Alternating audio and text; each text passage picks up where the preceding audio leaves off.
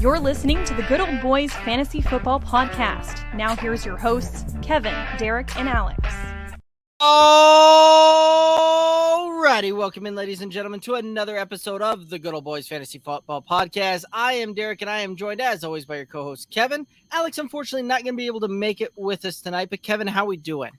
I'm doing good, man. Another Tuesday night. My life has been overtaken by coaching soccer for the kids again. Like the month of April in general is chaos because you're trying to get ready for the draft and you want to get all these things prepared. And on top of that, I am coaching 5 days a week and then the job and everything. Like it's just a lot, right? Like it's good. It keeps me busy, kind of keeps me moving around. But man, oh man, by the time my head hits the pillow at night, like I am ready for bed. It is, I am out. So, but we're good. Got another great show coming up here. I'm excited to talk quarterbacks with you and do a little fun game and exercise here towards the end of the show. But how are you, man? How have things been?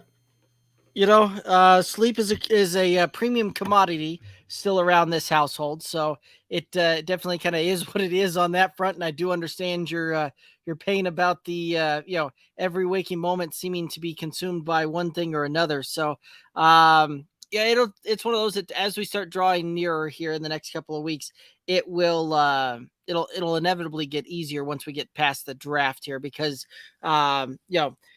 you've got a couple more months to get get all your cards in order before it's fully into redraft season.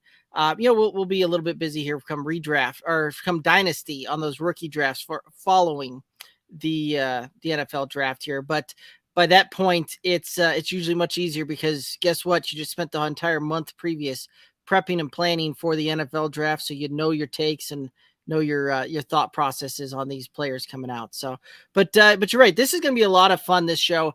And this is going to be kind of the last episode that we're going to go through. We're going to break down individual players for the NFL draft. We've got a mock scheduled afterwards for some dynasty purposes towards the end of the show. And always a great time getting to do that with you where we go through and mock our dynasty teams here. And then, we're less than 3 weeks away from the NFL draft, it is full on go time. And for everybody out there watching, listening to all of that, make sure that the next couple of episodes coming up, we're going to go into full on mock drafts there, breaking down all 32 picks from the first round. And then of course, we're going to be live on April 28th. Going through every single pick of the first round, breaking that down. We have a ton of great guests scheduled to come on and help give you live reaction and analysis for each one of those picks and what they could mean for both your NFL teams and your fantasy franchises there. So you don't want to miss it. Make sure that you subscribe on the YouTube, follow us on Twitter, Instagram, Facebook, TikTok, you name it. If it's a social media platform, we're probably on it. Good Old Boys FF. But yeah, it's going to be a lot of fun. So without further ado, let's just go ahead and kind of get on into some of these NFL draft prospects here. And we're going to be talking quarterbacks tonight. And this is one of those that I know for me, and I'll just kind of start this thing off from a standpoint of I'm not necessarily overly enthused. We'll just say overly enthused with the draft class this year when it came to quarterbacks. But it'll be interesting there. And so, Kevin, I believe that you're up first on these deals with the massive hands, Kenny Picket here. Yeah. So, Kenny Picket, 6'3", 220 pounds, red shirt senior out of Pitt.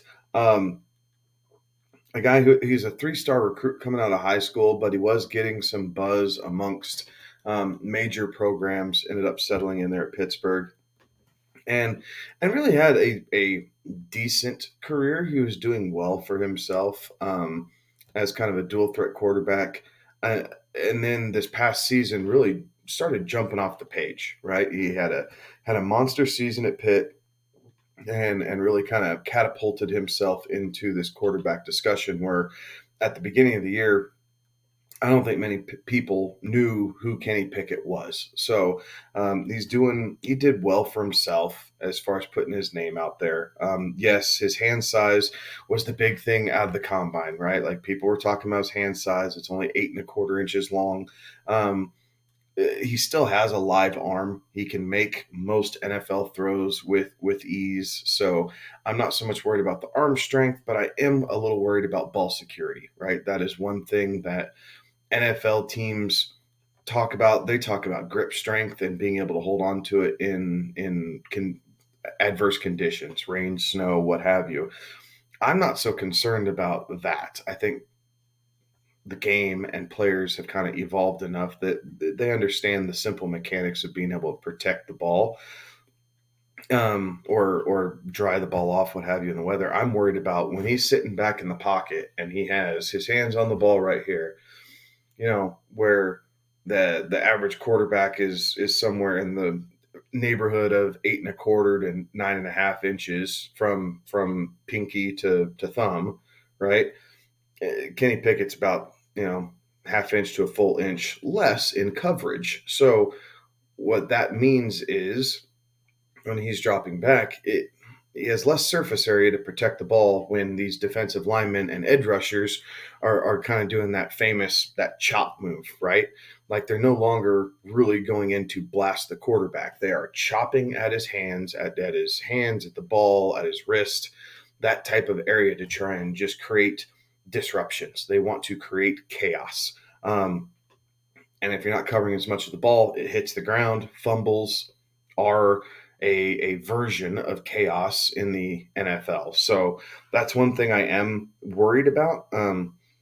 But as far as the routes and his ability to throw the ball, he has a live arm. His accuracy concerns me a little bit. His best completion percentage through college was 66.7%.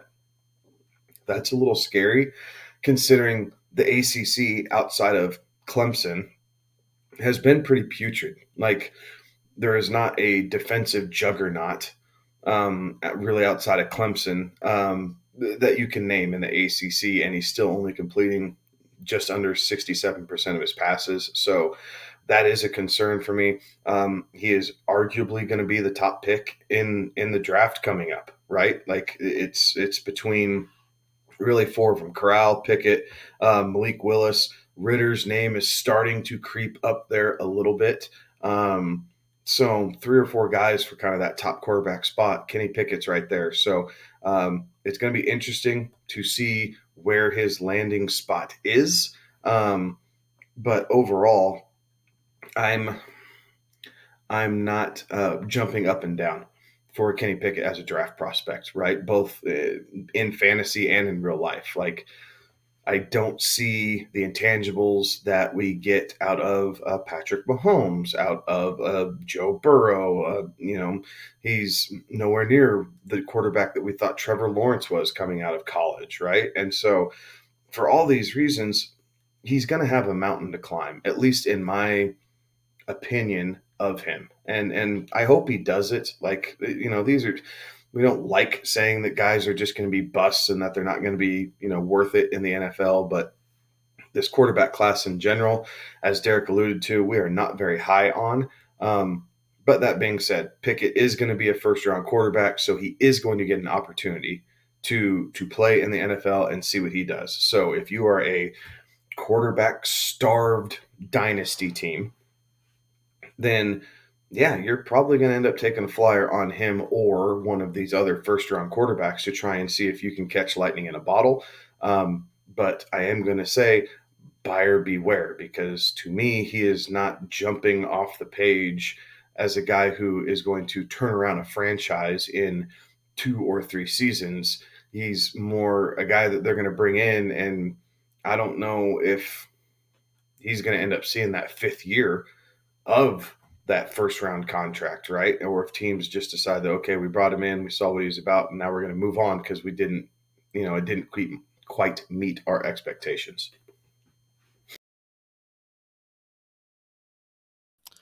Alrighty, that brings us to Sam Howell, a 6'1", 220-pound junior out of North Carolina. And Sam Howell was a guy before this year was really, a lot of folks last year were pounding the table for this guy, really excited to see him, and then saw another year of film, and some of that kind of dispersed there. And it's one of those that when you watch the film and when you watch some of the measurables there, it's an interesting read to say the least on this one. So from a quarterback perspective, he has a tendency to try and he has a little bit of wiggle for a quarterback there. Can make some guys miss, can make some things do, has a little bit of work, can do a little bit of work with his legs. However, that being the case, he also has a tendency to hang on to the ball a little bit, and that can lead to excessive sacks on this one.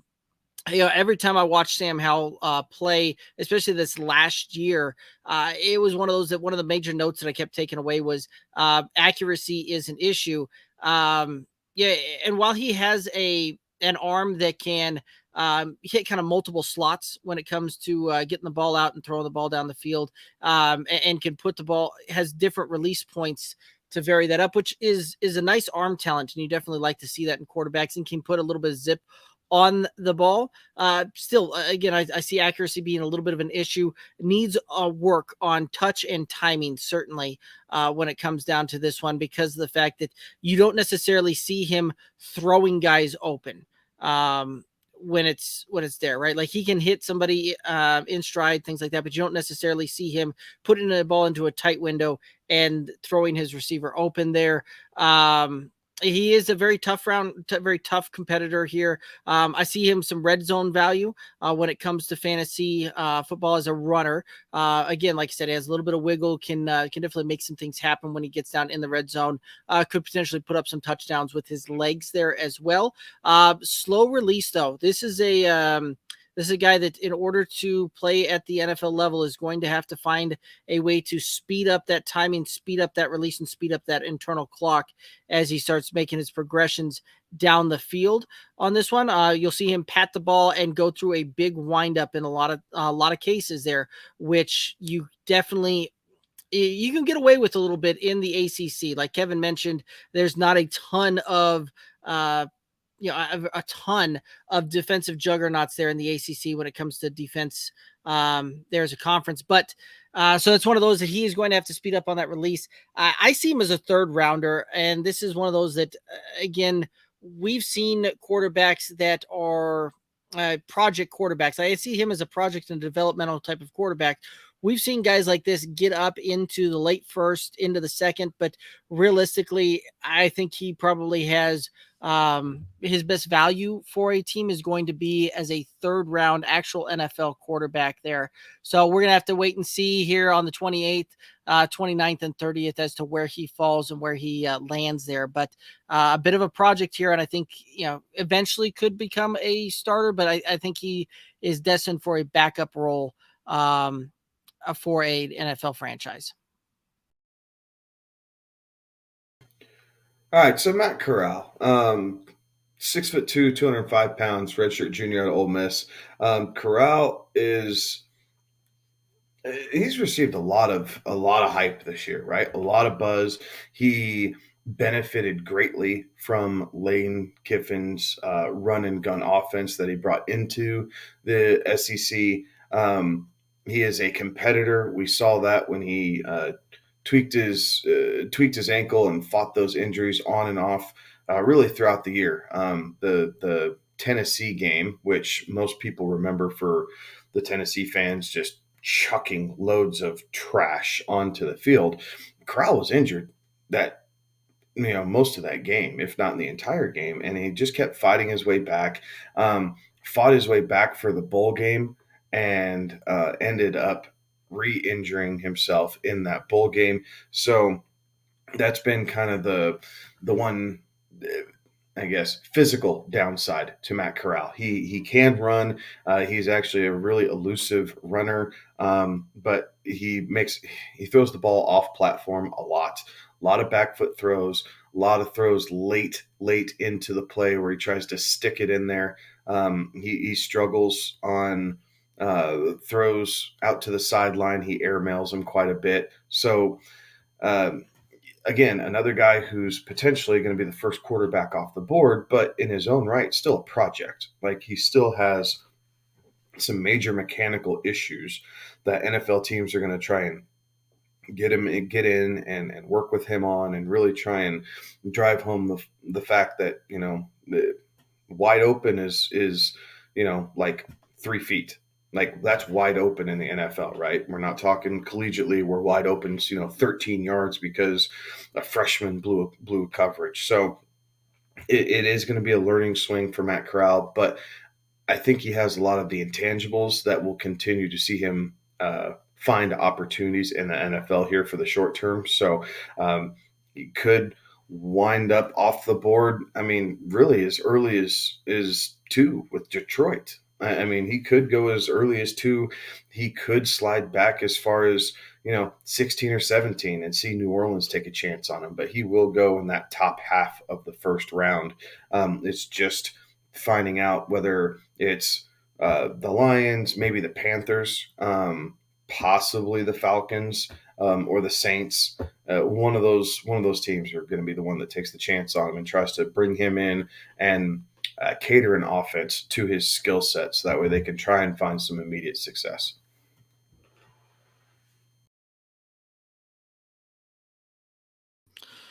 Alrighty, and that brings me to my next guy, Desmond Ridder, who that Cincinnati team definitely showed up and showed out here this last college football season, which was nice, right? We saw a non-Power 5 team make it into the college football playoff there. And Desmond Ridder is the 6'3", 207-pound redshirt senior out of Cincinnati. And this guy here is, again, going to be a project quarterback, right? Like Kevin mentioned him already, that this was a guy that could make it up into the first round, could potentially be the first quarterback taken off the board. That is definitely something that we have seen circling around the rumor mill lately as the weeks have progressed. And this is a guy that's been picking up some steam here on the hype train that's heading into NFL draft. But for me, again, I see him as a little bit of a project quarterback here. He's a great dual threat type of quarterback when it's out there. He has a good pocket presence, can definitely slide around in through the pocket. What's nice is when you're watching him go through when he's dropping back and he's passing, he can fend off defensive backs with his eyes. So he can use his eyes in order to immobilize a safety and keep them pinned a little bit, which allows some of the underneath routes to open up there a little bit. But he doesn't have that cannon, doesn't have the huge arm that you necessarily look for a lot of times when that first quarterback coming off of the board there. And this is one of those that this is going to sound a little contradictory, but it is one of those that is something that I've seen going through it, where he has a very quick processor when it comes to making decisions at the quarterback and which throw he's going to make. However, he struggles to make it through all of his progressions when he's reading that, right? Like a lot of times he makes it and he goes, okay, first, second progression, boom, ball's out of his hand. Doesn't necessarily make it to the third or fourth progression in some of these cases, where the third or fourth progression is a receiver that is more open. And this is a guy that struggles to throw receivers open, right? Like, again, one of those, he can hit a guy in stride, hit him with the ball from an accuracy standpoint. But if it's a contested catch type of deal, has a harder time seemingly making some of those throws that puts his receiver in this position where only the receiver is going to be able to make a play on the ball. So this is one of those that realistically, when I was going through and I was rating him out and grading him, I have him as a second round guy. Like, what we've seen out of quarterbacks in the past few years coming out, if this was any other draft class year, we would be seeing him as a second round guy, probably at the earliest. But again, this is looking like he might sneak up into a top 15 pick in the first round here. Again, one of those that I think he'll do some things there, but I think that his best bet is going to be to go to a team that allows him to sit for a year or two, really get the playbook, get those things get those things handled, and really kind of work through some of those progression things there and allow him to further develop there. But, if he's getting taken as a top 15 pick, that's also not going to happen there as well. You're going to see a team that is drafting him for a need and an immediate need at quarterback there as well. So it'll be interesting to see. And we'll have to see how this one turns out.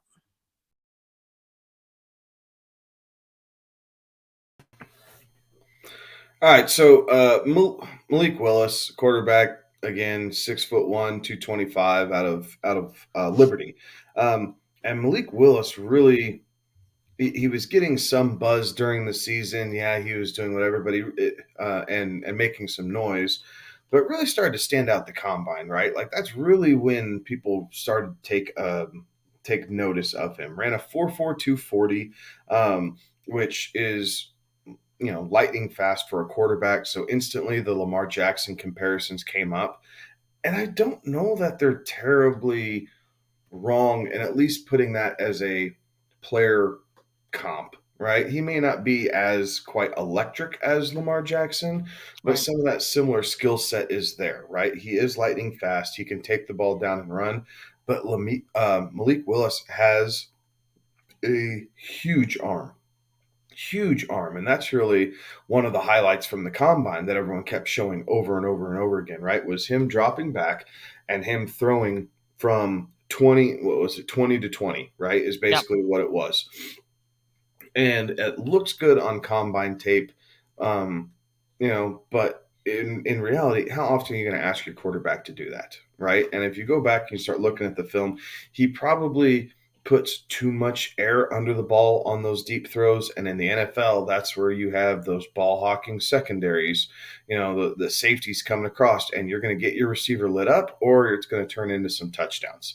I think something else with Malik is he probably needs to, in his short and intermediate passes, he doesn't always throw the most catchable ball, right? No. Like everything's tossed in there. Like it's a million miles an hour at all times. And so that will need to change a little bit because yes, these are NFL caliber receivers, but there's a rhythm, right? There's a rhythm and a pace to the play. And if he's waiting too late, kind of like how we talked about with Corral and really all these guys, they like to wait until the last second and then try and thread that needle. It's not going to work very well in the NFL. Now, Malik Willis, I see him going in the middle of the first round. Realistically, he's probably a second or third round talent-wise quarterback from what we've seen over the past few years. But I think Willis is probably, you're looking at, again, Carolina, you're looking at Atlanta at 6 and 7 possibly, and then you're going back to New Orleans again, who has 16 and 18, I believe, right after they made the trade with the Eagles. So, again, middle to, top end of the first round. A lot of hype coming around this guy, but there's going to be a lot of development needed with this, with Malik Willis coming out of Liberty, not really facing any competition. When he was at Auburn, right? He was at Auburn, got beat out by Bo Nix. Uh-huh. Now, if Bo Nix was in this draft right now, would anybody be salivating over him? Nope. Okay. So there's collegiately, that was his competition, was Bo Nix. Got beat out by Bo Nix at Auburn, sat out to get in the transfer portal, and then went and did good things at Liberty. So I am worried that the pro game is not going to translate as well as people, look at him and instantly think, oh, hey, this is the next Lamar. He's going to run for 1,500 yards, and he's going to have 30 touchdown passes, and this is going to be great. Right.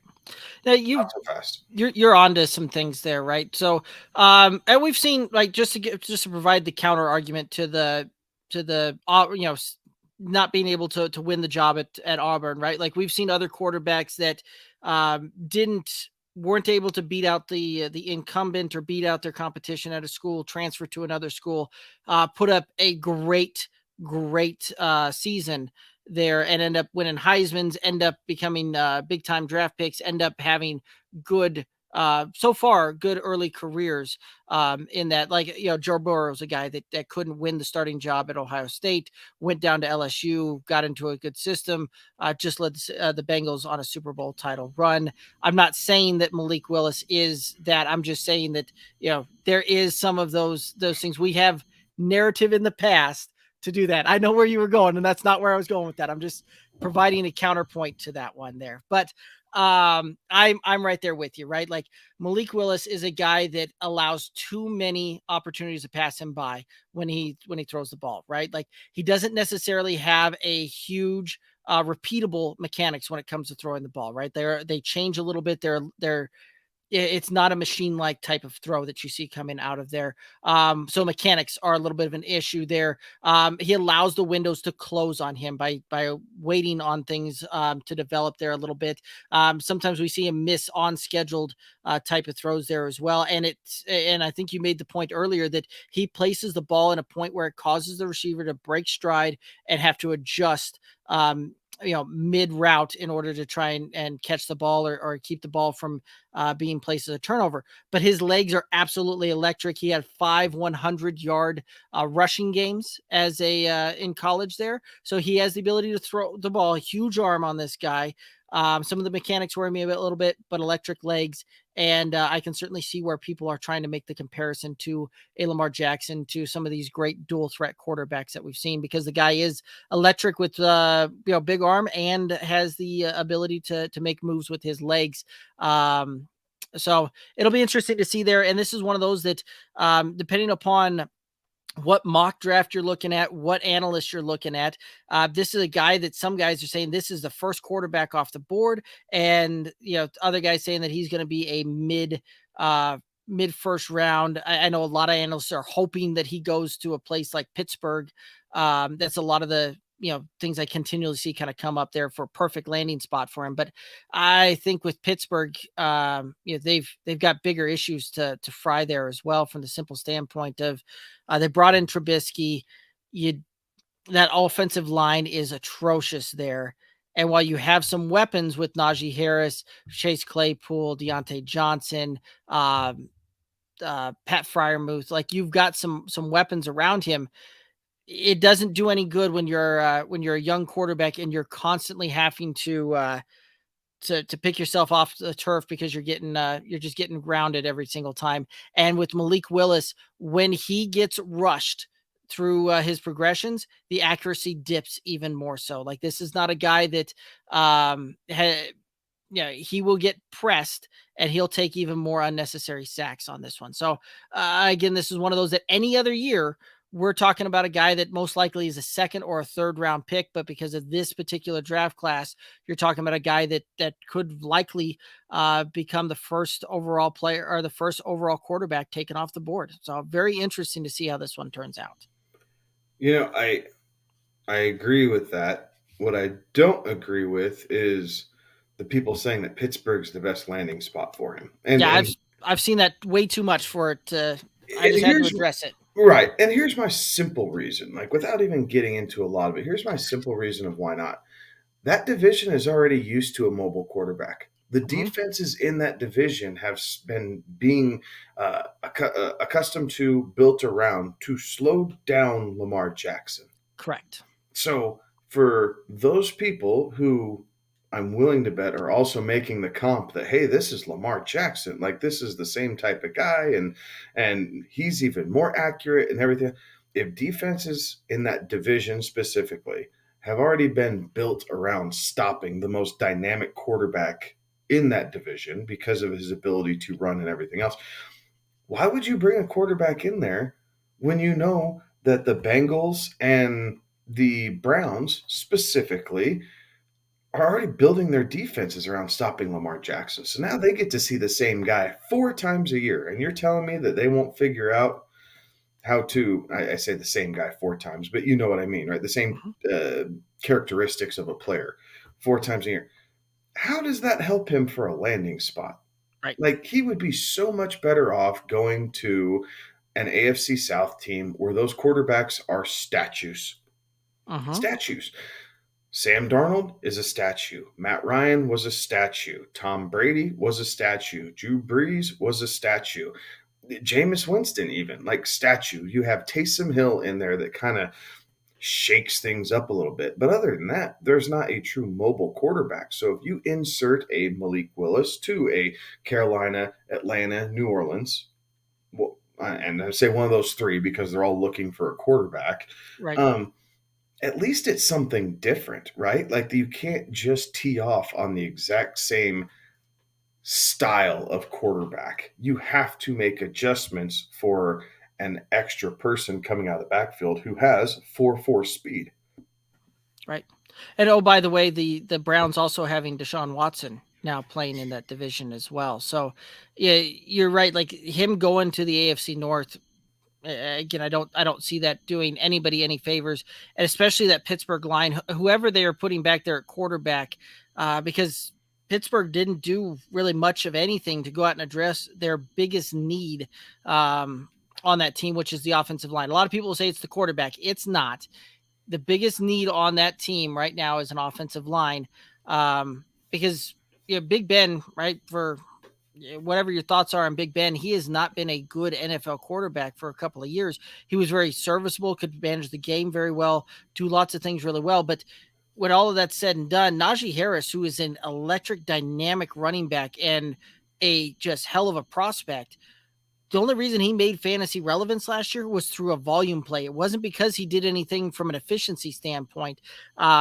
And quite frankly, if you were comparing him up against an efficiency standpoint of other running backs out there, and you had to take it just off of efficiency, he likely wouldn't even be a second round pick, first or second round pick in your fantasy drafts coming up, because that's how bad that Pittsburgh line was. And that's how bad the efficiency was coming out of the backfield for Najee Harris. So the fact they didn't address that in free agency means that I think that they're at this point, I got to believe that Pittsburgh thinks that they're set at quarterback to roll out there with Mitch Trubisky this year, and they're going to try and address those woes on the offensive line through this draft. And so it would not surprise me Pittsburgh spends their first pick this year in the first round and their second on offensive line.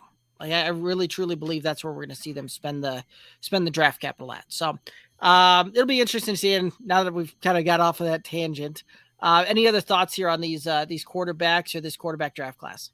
No, I mean, I think there's comparables for a lot of these guys, right? Like, I think Sam Howell is kind of like Mitch Trubisky. Yep. Right? It just seems to have a lot of those same, coincidentally, same college, right? Like, right. It's just that type of guy. But I do think that there are some comparisons there. Can use his legs a little bit, doesn't always make the best read. Played really well with a lot of talent around him a couple years ago, but as soon as everybody left for the NFL, he started forcing a lot of passes, and I think possibly got himself into some bad habits. But I think we all are. We're really interested to figure out where these guys are actually going, because all things considered, this is not a good quarterback class, right? No. Like the last 3 or 4 years, any one of the first round quarterbacks that got picked, if they were in this draft, would be ahead of this list of 5 guys that you and I just covered. It would be a tier difference. Like Right. It wouldn't just be that they'd be ahead, it'd be a tier difference ahead type of thing. And to kind of capitalize on that one, right? Like, we look back a full year going into last draft class. How many people were excited for Davis Mills to be as an NFL prospect? And to save everybody the time of remembering that, the answer was 0. I take that back. Davis Mills was probably excited about being an NFL prospect there. But I bet his mom was super happy for him. Yes, but like that's my point I'm making there. Like there wasn't the average fan, there wasn't the average, there wasn't the analyst, there wasn't any of these guys that were pounding the table for Davis Mills to really like, this is the guy that our team has to go out and get. We have to, make sure that we're getting our franchise QB. It was one of those that in a draft class as stacked as the one last year was, taking a 6th off the board, I believe 7th. Yeah. 6th off the board. When you're taking as a 6th quarterback off the board, folks aren't necessarily looking to big things for you, especially when you don't carry first round draft capital. Davis Mills would be easily the first quarterback off the board in this draft class and wouldn't even be close to it. So that just kind of giving some perspective on that one there as well. So for everybody thinking that you're going to make some hay and you're going to save your dynasty fantasy rosters with this quarterback class, you're better off looking other ways. See what you can do in assembling draft picks on future draft classes, things like that. Because I don't see a quarterback that's going to be able to come in and save your dynasty roster off of what we've got here. So, all right, I think I've belittled this draft class enough when it comes to the quarterback. Any other thoughts here, Kevin? No, I think you and I are on the same page with this. Alrighty. Well, then let's go ahead and we're gonna move on to the next portion. We're gonna go ahead and we're gonna be talking some dynasty drafts here for the rookies when it all said and done. Let's go ahead and get this deal pulled up here. So we're just going to be doing some mocking here, and Kevin's going to be drafting out of the 3 spot. I'm going to be drafting out of the 11th spot here, and it should be a lot of fun here as we rock and roll through this thing. And let's see if we can make this thing a little bit cleaner here.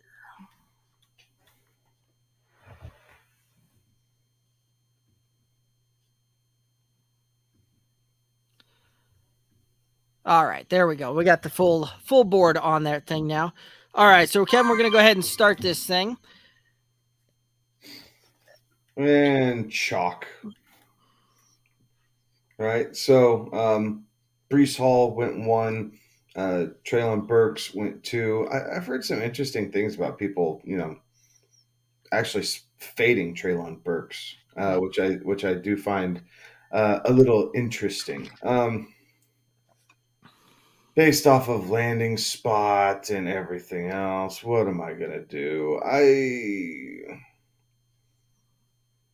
I could go Olave here, but I'm actually going to go with Jameson Williams here at the number 3 spot. I like his capability. Oh, I did pick the right one. Capabilities at 3. Alrighty, and then after you take Jameson Williams, it goes Garrett Wilson, Drake London, Kenneth Walker, Isaiah Spiller, Chris Olave, George Pickens, Kyren Williams. Interesting pick there with Kyren Williams coming off the board in the first round there.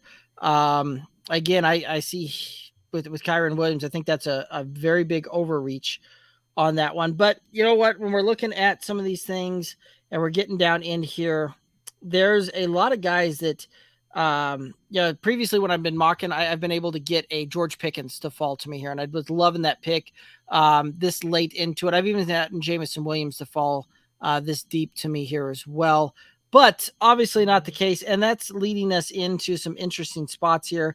I could go with a Christian Watson who kind of fits the mold of what I like when it comes to an archetype of the wide receiver here. I could go with Rachaad White, an interesting running back here. I could also go with Malik Willis, who dual threat type of thing, could do some big things there. But I'm going to go with the archetype, the big body receiver that can play on the outside with blazing fast speed. And I'm going to take the prospect here of Christian Watson. Wow. All righty. So, Kevin, that brings it back to you at the top of the second. All right. So, at the top of the second, this right here is a no-brainer pick for me. Like, absolutely no-brainer. And I'm going James Cook. I think he provides so much versatility for a running back position, even if he's only starting as a receiving back, right? He gives you the ability to run 2 tight end, 2 back sets, and then you can turn around and split Cook out wide in motion and have him paired up against a linebacker. And the guy, Cook runs routes better than a lot of wide receivers coming out of college. And so now it's mismatches, right? He ran the 4.4, so he has speed there. He is a very good route runner, especially for a running back, has great soft hands. So there is a no-brainer question. Wow. Taking James Cook right there. All righty. And then Trey McBride, Kenny Pickett, David Bell, Justin Ross, Amir White, Damian Pierce, Sky Moore all come off the board there. And again, leaves me with an interesting prospect here. Matt Corral is sitting there at the second round, not necessarily a bad pick for a dynasty if you're in need of a quarterback, especially in a super flex type of league. But for me, I'm going to again take a speedster wide receiver here, and I'm going to take John Mechie out of Alabama as a wide receiver. I like it. All right, so let's see. You took John Mechie, Weidemeyer, out of Texas A&M, went 12. Sam Howell at the top of round 3, so it comes back to me. I could go in a couple different ways here, right? We've only had 3 quarterbacks off the board. If you're looking for that project, it's right there. And honestly, I think Matt Corral's going to see more opportunity and sooner than Sam Howell. So Matt Corral was taken at the 301 just before Sam Howell. Yeah, the screen cut it off funny. Oh, my apologies. I'm looking at the screen. All right. Well, then, never mind. So Matt Corral is gonzo. So that happens in drafts, so you have to pivot. So what I'm going to do is I'm going to pivot down to a Alabama running back and go Brian Robinson and take the bruiser out of Alabama. I really like that pick there. Tyler Algier going right after that. Jerome Ford, Isaiah Likely, Desmond Ridder, Carson Strong, Greg Dulcich, Jeremy Ruckert. Jeremy Ruckert going in this early is a little surprising. He's a guy that I've been seeing in a lot of mocks end up in the late 4th round, and is a guy that I've been liking to pick in the late 4th round there. So I'm a little interested to see him go off the board so early. And that's going to put us back on to me here. And I could go a couple of different routes here. But, when our co-host Alex starts talking about running backs out of the FBS and these big, strong runners that they've got out there, and guys that have carried a big workload in college and really do a good job out there, I tend to listen. Just from the standpoint, he certainly didn't point us wrong on James Robinson. So I'm going to go with another guy that he's been hyping up here, and that's Pierre Strong.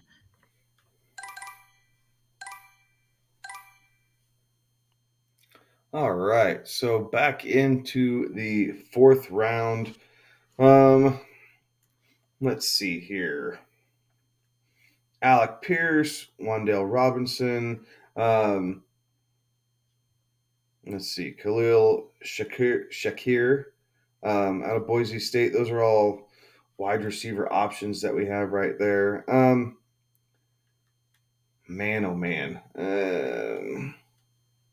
I think for the purposes of the draft, it's really down to Alec Pierce out of Cincinnati or Wan'Dale Robinson out of Kentucky.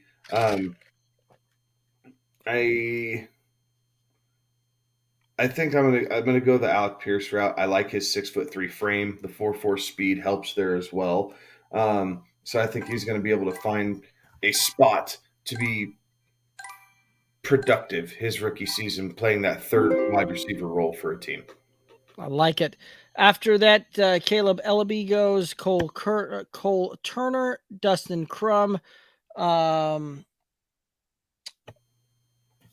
O, that's what I'm going to call that, Cade Oten, Derek King, Cole Kelly, and that puts us back on the clock here at the 4:11. And again, this is one of those that when you get down to this point, you are definitely throwing just darts on the dartboard and hoping something sticks. But I'm going to take a guy that saw a lot of production in college, a big body running back out of Michigan. I'm going to take Hassan Haskins here. And then Tyler Batty to finish it off. I like that Haskins pick at 4:11. If things would have been, there's not as many wide receivers taken off in this particular draft, right? Like I've seen others where there's a lot more wide receivers they cleared off the board, and Haskins, a guy like him doesn't even get drafted. You're able to kind of pick him up, but interesting draft board that we got here tonight. But I think overall, I would say that you and I kind of stole the draft. I'm not very concerned about what the computer decided to do as far as drafting rookies here tonight. No, the team 7, I think, had some interesting picks there with Isaiah Spiller, Justin Ross, Desmond Ridder. I kind of like the first 2 picks out of team 6 there as well, with Kenneth Walker, David Bell. But yeah, there's a lot of these things, a lot of these different picks that were made here that I certainly would not have gone that way had it been me on the board there. But very interesting to see how this one ultimately kind of played out there. So very good. Well, Kevin, that's gonna do it for the mock draft for us. Any final thoughts out there for the viewers or listeners? No, I don't have any great words of wisdom tonight. Go Broncos. How about that? I like it. Go Broncos indeed. Nuggets are getting set for their playoff run here in the next week. You also got the NHL playoffs getting ready to do that. So also go Nuggets, go Avalanche there for the hometown teams there, and we'll round that out with all of that. But yeah, that's going to go ahead and do it for us. Make sure that you're tuning into the socials: Twitter, Instagram, Facebook, TikTok at Good Old Boys FF. Do us a favor, head over to the YouTube channel, click the subscribe button on the Good Old Boys Fantasy Football Podcast YouTube channel. It's one of the best ways to help support this independent show. We're going to have lots of great things coming at you. We've got a draft day game coming out. We may have some prizes happening with that one as well. So you're going to want to make sure you're staying tuned to both the show and the social handles to get all of that info out there as well. He's Kevin. I'm Derek. Have a good one.